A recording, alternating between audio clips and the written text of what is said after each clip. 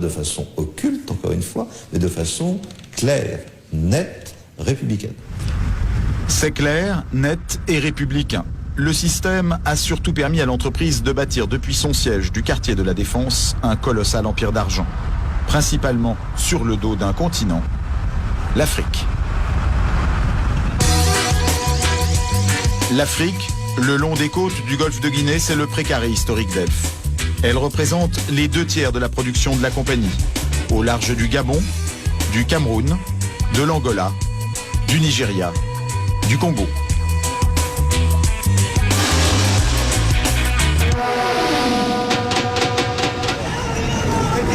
Une des pièces maîtresses d'Elf, c'est le Congo, capitale Brazzaville.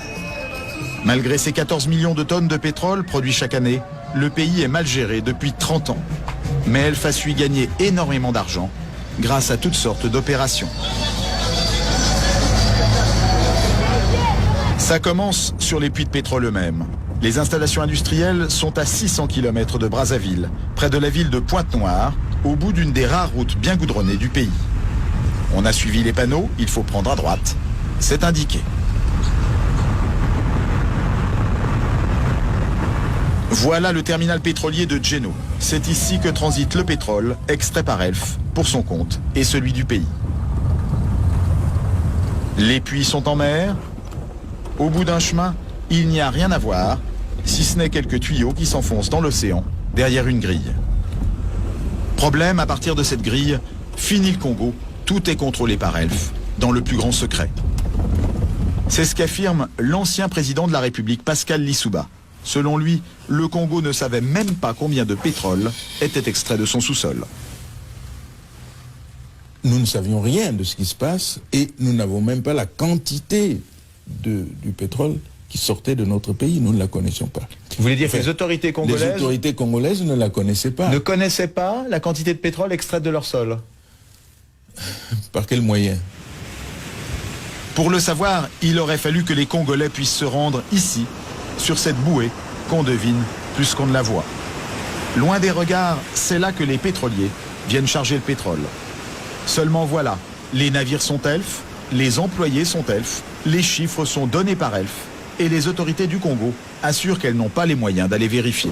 Gilbert Songuissa a dirigé pendant plusieurs années les services de contrôle pour le ministère des Pétroles. Selon lui, c'était mission impossible ou presque. Pour aller contrôler, naturellement, il faut faire appel aux moyens des compagnies pétrolières. C'est-à-dire que vous-même, est-ce que vous aviez vos propres bateaux, vos propres hélicoptères pour pouvoir aller sur les plateformes? Non, pas du tout. Vous aviez combien de bateaux? Je vous ai dit pas du tout, donc 0 bateau. Même pas une pirogue. Au large de ces plages, des quantités de pétrole importantes auraient ainsi été acheminées sans que les officiels congolais n'en soient mis au courant. Parfois même, des navires entiers. Et un pétrolier de 100 000 tonnes, cela représente près de 100 millions de francs qui échappent aux caisses du pays. On appelle ça une cargaison fantôme. Interrogé sur la question, Loïc Le Floch-Prigent ne dément pas qu'il y en ait eu. Il y a des cargaisons qui sont produites et qui n'ont jamais été officiellement. Voilà. Alors, c'est des choses qui sont arrivées, bien sûr, dans le passé, quand les dispositifs de comptage n'étaient pas aussi précis que maintenant. Alors, on peut estimer qu'aujourd'hui, les dispositifs de comptage sont précis, du moins dans certains pays. Alors si je prends l'exemple quand même concret des pays africains, et notamment dans les années 70, 80, 90, est-ce que les systèmes de comptage étaient précis? Les systèmes de comptage étaient imprécis. Ces manipulations, les cadres congolais du pétrole s'en doutaient. Mais impossible alors pour eux de poser trop de questions à Elf. Dans sa maison de Brazzaville, nous avons rencontré Saturnin Okabé.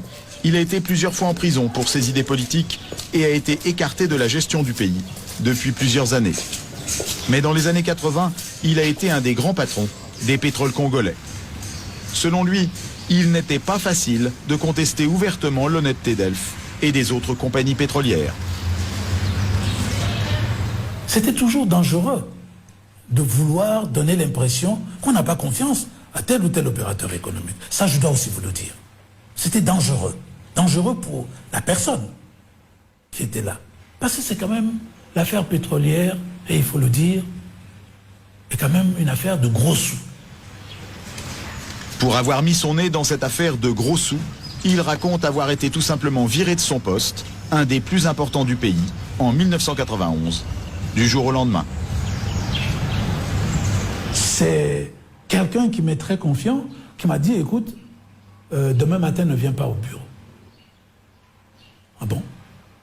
Mais demain matin, je ne suis pas parti au bureau, mes portes étaient fermées, clouées. Mais selon plusieurs responsables congolais, Elf aurait fait plus que cacher des quantités de pétrole. Jusqu'au milieu des années 90, la compagnie aurait menti au pays sur la vraie valeur de ces barils de brut. Pendant longtemps, on nous a fait croire que notre brut n'était pas d'une bonne qualité. Tous les pétroles produits à travers le monde ne sont pas de la même qualité, donc de la même valeur. Pour le pétrole produit au large du Congo, comme c'est Elf qui le commercialisait sur le marché mondial, ces calculs se faisaient dans les locaux de la compagnie, à Paris. Des calculs très défavorables aux Africains, qui permettaient à Elf d'acheter le pétrole brut moins cher, après ce qu'on appelle une décote. Près des Champs-Élysées, nous avons retrouvé Mugunga Ngila, ministre des Finances congolais en exil. Lorsqu'il est arrivé au pouvoir, en 1993, il a été un des premiers à dénoncer cette décote. Quand nous sommes arrivés, la décote était extrêmement lourde. Elle était Combien? 5 $ à peu près. En tout cas, régulièrement. 5 $ sur quoi? Par baril. Alors, le pétrole congolais valait-il vraiment 3, 4, 5 $ de moins par baril que le prix mondial, comme Elf le payait à l'État congolais de l'époque? Mugunga Ngila est persuadé que non. Quand les Congolais s'en sont sérieusement préoccupés, Elf a été obligé de remonter ce prix, comme d'un coup de baguette magique. Est-ce qu'à votre connaissance, ça correspondait au prix réel auquel il était vendu in fine sur le marché? Je vous dis que non, puisque nous avons pu ramener la décote de 5 $ à 1,5 $. Ça veut dire que quelque part, il y avait 3,5 $ qui se baladaient. Alors va-t-on nous faire croire que les qualités de ce brut avaient subitement changé? Par quel miracle? Par quel miracle? Nous avons rencontré à Paris Patrick Gantès. Il a été cadre chez Elf pendant 20 ans. Il a été notamment délégué au Congo. Aujourd'hui, il admet que Elf a tiré parti sans complexe de la confiance des Congolais. Là, on a, si vous voulez, à mon avis,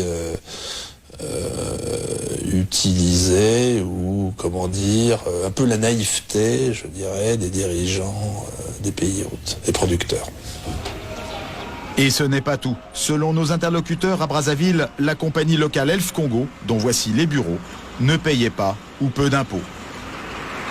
Elf Congo affirmait gagner très peu d'argent, à la grande surprise de la plupart des responsables du pays. Il y a eu des périodes euphoriques. Quand il y a une période de boom pétrolier, où je me souviens dans les années 80, entre 80 et 83, vous avez eu le baril qui était allé parfois jusqu'à 40 $. Et le dollar à cette époque coûtait 10 francs. Donc on ne peut pas dire que c'est petit de l'argent dans un contexte aussi favorable. Mais en revanche, la société présentait dans son bilan un déficit. Eh oui. Eh oui. Difficile à comprendre, venant d'une filiale qui représente entre 12 et 14% de la production d'Elf dans le monde. Pourtant c'est tout simple. Les bénéfices n'étaient pas déclarés au Congo, mais en Suisse ou en France. Une idée qui remonterait au premier directeur financier de la compagnie. On va faire le gain minimum à la filiale, si vous voulez, pour en faire profiter le maximum les structures centrales. En limitant les gains de la filiale, Ouais. quelles conséquences pour le pays producteur? C'est que l'impôt est moindre, la recette fiscale est moindre. Et ça joue sur des montants importants? Oui.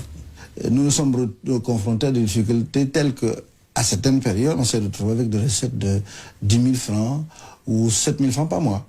Des recettes? Des recettes pétrolières.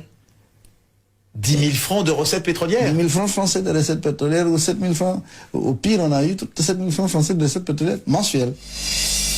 Résultat de 30 ans de mauvaise gestion et d'économie pétrolière, le pays est surendetté. Aucun banquier ne veut lui prêter, alors c'est Elf qui va lui servir de banquier. Au Congo, par exemple, la compagnie a prêté sur 3 ans entre 92 et 95 plus de 4 milliards de francs à des taux très élevés. Entre Congo, Gabon et Cameroun, ces préfinancements auraient rapporté beaucoup d'argent à la compagnie. Est-ce qu'on peut estimer combien rapportaient ces préfinancements à la compagnie ou quelle part de ses profits ont pu représenter? Moi je dirais au bas mot 4-5 milliards. Une chose est sûre.